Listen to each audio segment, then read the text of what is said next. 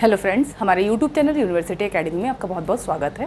Software engineering subject की lecture series में आज का टॉपिक है रिग्रेशन टेस्टिंग। तो इस वीडियो में हम डिस्कस करेंगे what is regression testing and इसके बाद हम देखेंगे कि ये रिग्रेशन टेस्टिंग कब कब अप्लाई कर सकते हैं एंड इसके बाद ये देखेंगे कि how to do the regression testing, मतलब कि ये रिग्रेशन टेस्टिंग हम किस तरीके से परफॉर्म करते हैं। सो अब अगर हम बात करें रिग्रेशन टेस्टिंग की कि रिग्रेशन टेस्टिंग एक्चुअली होती क्या है।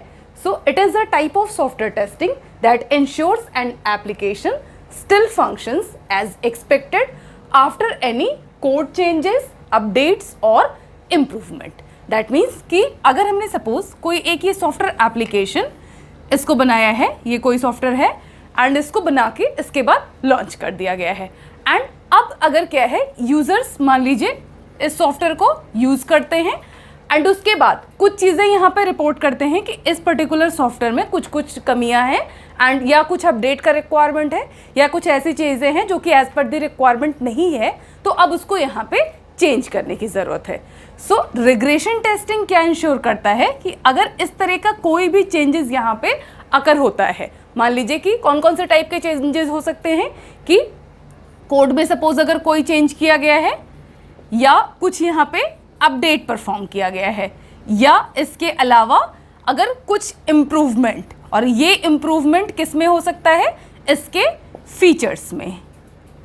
तो इस टाइप का ये कोई भी अगर यहाँ पे अपडेट या इम्प्रूवमेंट किया गया है इस पर्टिकुलर सॉफ्टवेयर में, तो रिग्रेशन टेस्टिंग ये इंश्योर करता है कि इस चेंजेस को करने के बाद भी ये जो हमारा सॉफ्टवेयर है ये एज इट इज परफॉर्म करेगा जैसे कि ये पहले परफॉर्म कर रहा था। मतलब कि ये जो भी चेंजेस होंगे ये इसके बाकी के सारे मॉड्यूल्स को कुछ भी डिस्टर्ब नहीं करेंगे।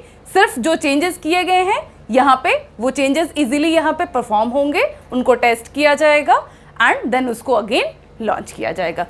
दैट मीन्स कि इसमें है क्या कि सारा का सारा सॉफ्टवेयर बार बार यहाँ पे अभी क्या है, अगर कोई भी मान लीजिए मॉड्यूल हम यहाँ पे इसमें ऐड कर रहे हैं या किसी मॉड्यूल को इम्प्रूव कर रहे हैं, तो अभी क्या होगा, उस मॉड्यूल को फिर से टेस्ट करने की ज़रूरत पड़ेगी। तो जहाँ जहाँ पे भी इम्प्रूवमेंट हुए हैं उस पर्टिकुलर मीन्स पॉइंट पे यहाँ पे टेस्टिंग परफॉर्म की जाएगी एंड ये टेस्टिंग चेक करेगा कि अब सारे के सारे फीचर्स प्रॉपरली वर्क कर रहे हैं कि नहीं एंड उसके बाद इसको अगेन यूजर्स को हैंड ओवर कर दिया जाएगा। तो इस तरीके से ये होता है आपका रिग्रेशन टेस्टिंग जो कि परफॉर्म किया जाता है। अब अगर ये क्वेश्चन अराइज होता है कि मान लीजिए ये जो रिग्रेशन टेस्टिंग है कब इसको अप्लाई करना है, यानी कैसे अब हमें लगेगा कि कहाँ कहाँ पे हम इसको अप्लाई कर सकते हैं, तो यहाँ पे कुछ पॉइंट्स मैंने मेंशन किए हुए हैं।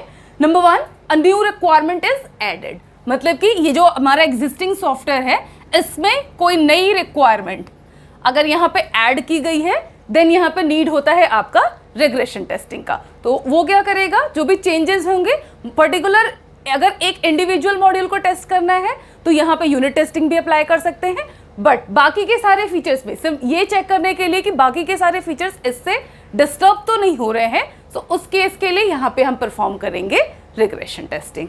Next is a new feature और फंक्शनैलिटी इज एडेड, मतलब कि यहाँ पे अगर सपोज कोई नया फीचर ऐड किया जाता है, और फीचर का मतलब ये है कि सपोज ये कुछ इस टाइप का अगर ये सॉफ्टवेयर है जिसमें कि मान लीजिए ओपन क्लोज या इस टाइप के कुछ यहाँ पे मॉड्यूल्स अवेलेबल हैं। अब सपोज इसमें एक नया मॉड्यूल हम नया फीचर ऐड कर देते हैं, मान लीजिए इसमें अपडेट इस टाइप का यहाँ पे कोई फीचर हम यहाँ पे ऐड करते हैं। सो इस केस में भी क्या होगा, अब अगेन यहाँ पे टेस्टिंग का रिक्वायरमेंट होगा। सो इस केस में भी हम यहाँ पे रिग्रेशन टेस्टिंग परफॉर्म करेंगे। इसके बाद next is the source code is optimized. Source code का ऑप्टिमाइजेशन का रिक्वायरमेंट क्यों है कि अगर मान लीजिए हम इस सॉफ्टवेयर को इम्प्रूवमेंट के पर्पज से इसके कोड को किसी तरीके से अगर ऑप्टिमाइज करते हैं तो उस केस में भी हम यहाँ पे क्या करेंगे, अगेन रिग्रेशन टेस्टिंग परफॉर्म करेंगे so that it can check कि बाकी के फीचर्स एज इट इज यहाँ पे वर्क कर रहे हैं या नहीं वर्क कर रहे हैं। इसके अलावा नेक्स्ट कंडीशन क्या होगी, चेंजेस इन कॉन्फ़िगरेशन, मींस अगर कोई भी इस टाइप का कॉन्फ़िगरेशन में चेंज अराइज होता है सो इस केस में भी हम यहाँ पे रिग्रेशन टेस्टिंग को अप्लाई करेंगे। सो ये सारी कंडीशंस हैं जब हम रिग्रेशन टेस्टिंग को अप्लाई कर सकते हैं। अब इसके बाद अगर ये डिस्कस करें कि कैसे करते हैं रिग्रेशन टेस्टिंग को, परफॉर्म कैसे करते हैं, क्या क्या स्टेप्स होते हैं रिग्रेशन टेस्टिंग को परफॉर्म करने के लिए।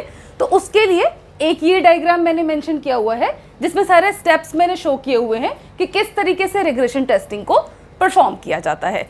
तो सबसे पहले क्या है, जब भी रिग्रेशन टेस्टिंग परफॉर्म होगी तो हम क्या करेंगे कि सबसे पहले हम चेंजेस को आइडेंटिफाई करेंगे कि कौन कौन से चेंज यहाँ पे हुए हैं। अगर एक बार हम चेंज आइडेंटिफाई करेंगे, कहाँ कहाँ चेंजेस किए, ये सारी चीज़ें हमें पता चल जाएगी, उसके बाद रिग्रेशन टेस्टिंग परफॉर्म की जाएगी। So first step will B detect changes in code, यानी कि जो भी अगर मान लीजिए फीचर्स ऐड कर रहे हैं या फंक्शनैलिटी ऐड कर रहे हैं या रिक्वायरमेंट ऐड कर रहे हैं, तो उसको ऐड करने के लिए क्या करना पड़ेगा, हमें कोड में चेंज करना पड़ेगा ऑब्वियसली फीचर्स को ऐड करने के लिए।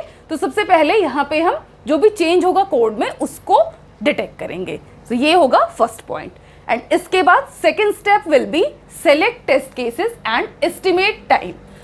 इसका मतलब ये कि अब जो भी फीचर अब यहाँ पे हमने बनाया है, ऐड किया है, या जो भी फंक्शनैलिटी ऐड की है, उसके रिलेटेड या उसके रिस्पेक्टिव कौन कौन से टेस्ट केसेस यहाँ पे हमें रिक्वायर्ड हैं, जिसका यूज़ करके इस मॉड्यूल को या इस फीचर को हम टेस्ट कर सकते हैं।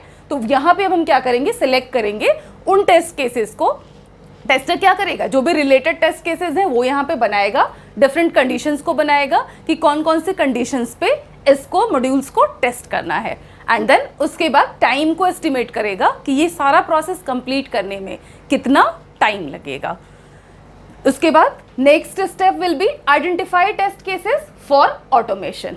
अब देखिए यहाँ पे क्या है कि जब भी हम कोई भी चेंज परफॉर्म कर रहे हैं तो बार बार हम देख रहे हैं कि हमें फिर से उन सारे मॉड्यूल्स को अगेन एंड अगेन टेस्ट करना पड़ रहा है। तो अब अगर हम इसको मैन्युअली टेस्ट करते हैं तो इट विल टेक टाइम।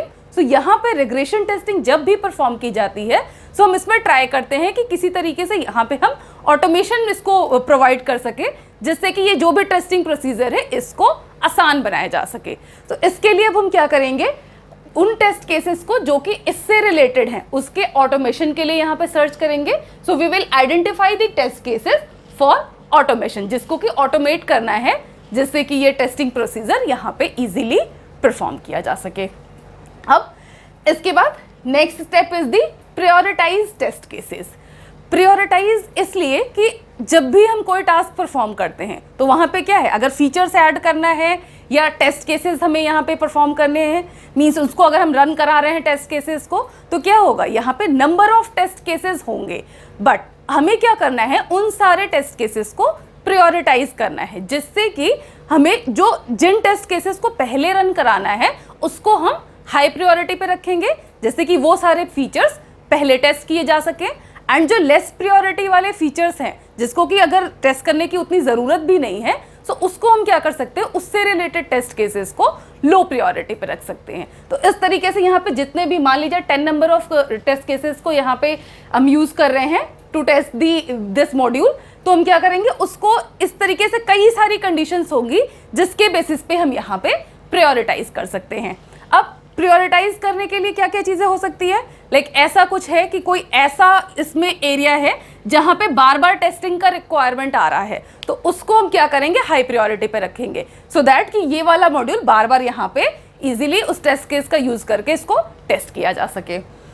इसी तरीके से अगर कहीं बार बार मान लीजिए रिक्वायरमेंट बार बार चेंज हो रही है, ऐसा कोई एरिया है, तो उस भी एरिया को हम अगर नेक्स्ट प्रायोरिटी पे रख सकते हैं, जिससे कि वो शुरू में ही उसको टेस्ट किया जा सके। तो इस तरीके से डिफरेंट कंडीशंस के बेसिस पे हम यहाँ पे टेस्ट केसेस को प्रायोरिटाइज करेंगे। And then last is the execute test cases. That means कि जब हम यहाँ पे मान लीजिए 5 केसेस या 10 केसेस हैं, उसको 1 2 3 4 इस तरीके से हमने प्रायोरिटाइज कर लिया। अब after prioritizing the test cases, अब हम उसको 1 बाय 1 यहाँ पे एग्जीक्यूट कराएंगे और चेक करेंगे कि जो भी अब हमने चेंजेस किए हैं, आफ्टर द चेंजेस ये सिस्टम, ये सॉफ्टवेयर आपका ये प्रॉपरली वर्क कर रहा है कि नहीं as per the requirement. And अगर मान लीजिए जो आपका एक्सपेक्टेड रिजल्ट है वो यहाँ पे मिल रहा है, दैट मीन्स कि यहाँ पे टेस्टिंग सक्सेसफुल, एंड ये मॉड्यूल, ये सॉफ्टवेयर अगेन आप यूजर्स को यहाँ पे लॉन्च कर सकते हो। तो इस तरीके से ये है आपका रिग्रेशन टेस्टिंग एंड किस तरीके से रिग्रेशन टेस्टिंग परफॉर्म की जाती है। सो इससे रिलेटेड एग्जाम में आपका जनरली क्वेश्चन पूछा जाता है कि what is regression testing, and कई बार आपसे ये भी क्वेश्चन पूछता है एग्जाम में कि how to prioritize test cases. तो ये आप उसमें डिफरेंट कंडीशन लिख सकते हो कि जिसमें कि कहीं पे बार बार अगर रिक्वायरमेंट कोई ऐसी चेंज हो रही है, कहीं पे फंक्शनैलिटीज ऐड हो रही हैं, या कुछ ऐसे प्लेसेस जहां पर टेस्टिंग का बार बार ज़रूरत है। तो इस तरीके से कई सारे पॉइंट्स बना के आप यहाँ पे लिख सकते हो कि इन सारे कंडीशंस के बेसिस पे हम टेस्ट केसेस को प्रायोरिटाइज करते हैं। तो ये था आज का लेक्चर। बाकी की चीज़ें हम अपने नेक्स्ट वीडियो में लेके आएंगे। अगर आपको ये वीडियो अच्छा लगा हो तो आप इसको लाइक कर सकते हैं एंड अपने फ्रेंड्स के साथ शेयर कर सकते हैं। और अगर अभी तक आपने हमारे चैनल को सब्सक्राइब नहीं किया है तो आप इसको सब्सक्राइब भी कर सकते हैं। Thank you so much.